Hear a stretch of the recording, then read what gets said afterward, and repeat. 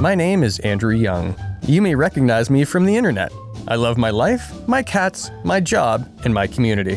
I'm taking up your time today because on this journey of life, I've met wonderful people who make our city better, and I want you to meet them too. This is Andrew Young's Fantastic Talks with Remarkable People. Impressively intellectual, impeccably individual, idealistically involved. Our friendship has spanned decades. My respect for him will live on forever. One of the most driven and purposeful individuals that I know. Every moment spent with this gentleman is an investment in happiness. The real deal, Mr. Eric Janitis. It's very kind. Thank you for joining me today. I really appreciate your time. Thank you. Thank you so much. Mr. Janitis, we've known each other since 1992. Correct. It's been a lot of fun watching you become such an impressive human being. I truly admire your involvement in the community, and I modeled a lot of my involvement after you. From education to the healthcare and welfare of children, what inspired you to give back to your community? I think having parents that weren't born in Canada, you sort of tick that I won the lottery box at the first level of just being born here, and then coming back to my parents, but also having parents that were very driven and actively involved in our lives, and cared and nurtured and drove us for positive outcome. And I don't know that if you don't have those things that that you don't tick the box, because there's obviously a lot of wonderful stories of coming from challenging roots. I'm just saying that's not me. Came from a life of really wonderful privilege, mm-hmm. And from that standpoint, I think that you owe it to yourself. I think that you owe it to your community to give back. And ultimately, it's a big part of what drives me professionally, but also as a citizen of London and the greater area. Wonderful. Now, both of your parents were educators. Do you think that's part of your legacy, giving back to education and giving time back to education? I think with having parents in the house that were educators, and where there was such an importance placed on academics, was more just the diversification and the diversity of our upbringing, that we had such a variety of interests, and those were nurtured. We grew up in a rural setting where there was no cable TV. Certainly, reading and trying to absorb as much of the broader world was a big part of our upbringing, and also travel and seeing other cultures and interests, which really, I think, drove a broader interest in what was out there.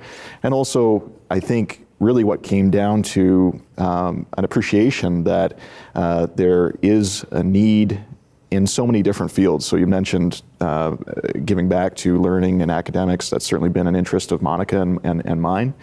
But I think more so the upbringing just drove us to be interested in a lot of things, and that's never stopped. Okay.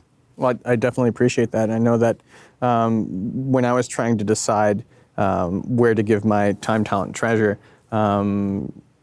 education wasn't at the top of my list. But as I spent more time around the boardroom table, it's just, sort of igniting the next generation, become better quality community leaders, and thinking of succession planning for the current leaders that we have. Education is a mainstay and a great place to start. I'd agree. Absolutely. I just want to know how giving back, whether it's your time, your talent, and treasure, how has that impacted your life, and how do you feel about what you've done so far? I think we look at it as a household, so it's definitely Monica, my wife, and I, in terms of what really drives us in the community. And I think initially when we came through school in our earlier professional lives, my wife's a nurse, and certainly London is an absolute wonderful foundation of healthcare, and that's what really gave us a good base there. But I would argue that there wasn't necessarily anything tying us right out of university to the London area. But the community has always been so good to us. Our careers and profession continue to grow in this area. And when we looked, and when we sort of continued and grew, I think, as members of the greater society, I think in terms of giving back to the London community, we just see that that's an important part of being able to work here and enjoy the wonderful lives that we do have. So there's an aspect of it that's selfish from the standpoint that the community has given us so much, but in terms of looking at what interests us, what drives us, and where we see where we can be, I guess, a little generous as a couple, and promote and drive and contribute to programs that's something that's very, very important to us.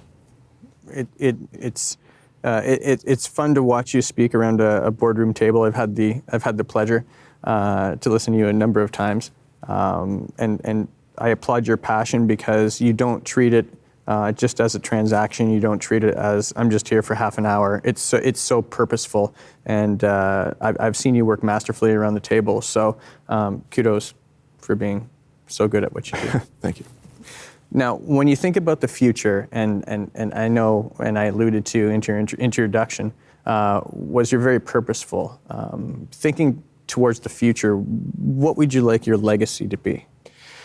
I think in our household and with our family, it's perhaps a unique way of looking at things. Monica and I, it's not part of our journey to have children, and I think when we look to legacy, very often that's looking to the next generation and nurturing and hoping that they do well and give back. So in terms of longer term viewpoint and legacy, I think we'd like the opinion to be that we led a good life. We'd like to leave some sort of mark of support on the city and the community that hopefully provides and drives some long-term good. We're incredibly blessed in our professional lives, and that's due to a lot of hard work and outcomes that are driven by us ourselves, but also understanding from the standpoint that when you do have the successes that we have had, that we'd like to try to further those on to both the current community, but also hopefully longer term, so that when we're done around here, that there's still a legacy that we've left behind, and hopefully we can further things along from a community perspective. Absolutely. I've celebrated you many, many times, and legacy is such an interesting thing to think about and consider. Coming from humble beginnings, as I can say, that legacy word didn't mean anything when I was younger. So learning what legacy means and developing a legacy is challenging sometimes, but it's nice to think about and nice to consider that we can do that at the stages of our lives right now.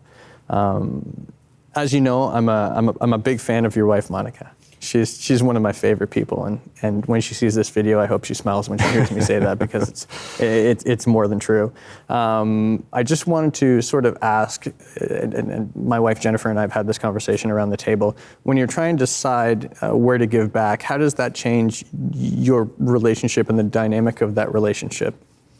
I think, and if I was speaking to individuals that were coming up in their professional lives in terms of where they wanted to focus their giving, or ultimately where they're giving their time, and it's a combination of all those items, is that I would urge to ask a lot of questions about the organization that you are supporting, or that you're being involved in, but get involved. And as a couple, Monica is incredibly understanding on the professional side that we don't have a typical 9 to 5. I'm out and socializing a lot of evenings, and so in terms of where we do wind up participating and giving and contributing, it's definitely a decision that we make as a family.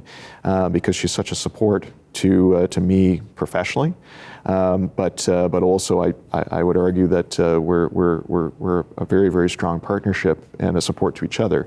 So the decisions that we make, whether it be time, whether it be participation, but also on the financial side, we make as a couple. And to us, it's been very, very meaningful to our relationship. And once again, I've always looked up to both of you. So thank you for always inspiring, what I do as well. I just want to take a second to applaud your class and grace. I wish you nothing but success, and I know you'll find that for a long, long time, and I can't wait to retire with you. I really want to thank you for your time, and I really want to thank the Wolf Performance Hall for being such graced hosts today. Mr. Janitis, always a pleasure. Thank you very much.